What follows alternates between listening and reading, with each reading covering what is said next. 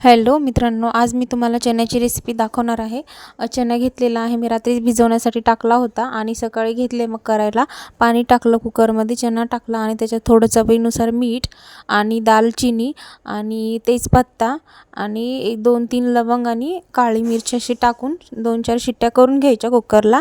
शिट्ट्या बघायचं शिजते का, आणि शिजला असेल ना तर मग 1 चम्मच घ्यायचं, चम्मच चणे घ्यायचे, त्यामध्ये थोडंसं तिखट आणि हळद आणि थोडीशी कोथिंबीर टाकून थोडंसं पाणी टाकून मिक्सरला काढून घ्यायचं, मस्त असं बारीक करून घ्यायचं। इकडे तेल ठेवायचं, तेलामध्ये जिरे, कांदा, अद्रक लसणचं पेस्ट वगैरे टाकून छान असं भाजून घ्यायचं। थोडीसा कढीपत्ता वगैरे सगळं मिक्स करून भाजून घ्यायचं। त्यानंतर थोडंसं इकडं लाल मिरची आणि आपलं हळद आणि घरचा काळा मसाला वगैरे असं टाकून छान भाजून घ्यायचं। त्यानंतर आपण बनवलेली त्यामध्ये पेस्ट ॲड करायची, चण्याची वगैरे बनवलेली।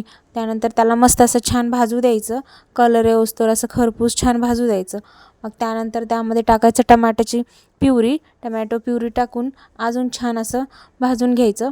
हे बघू शकता तेल सुटत आहे, मस्त असा मसाला भाजून रेडी आहे। त्यानंतर त्याच्यामध्ये टाकायचे चणे, चणे टाकून छान असं परतून घ्यायचं मस्त असं बघू शकता।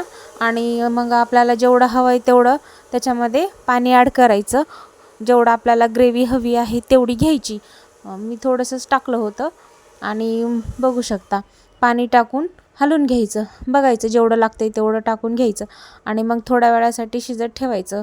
मस्त असं थोडीशी उकळी येऊ द्यायची, 5 ते 7 मिनटं, कारण मग त्यानंतर आपली चण्याची भाजी रेडी। त्यामध्ये मस्त असं थोडंसं कोथिंबीर वगैरे मिक्स करून घ्यायचं छान असं, बघू शकता किती छान झालेली आहे। आणि हे तुम्ही भातासोबत, चपातीसोबत या पुरीसोबत कशासोबतही एन्जॉय करू शकता, खूप छान लागते, खूप मस्त आणि टेस्टी।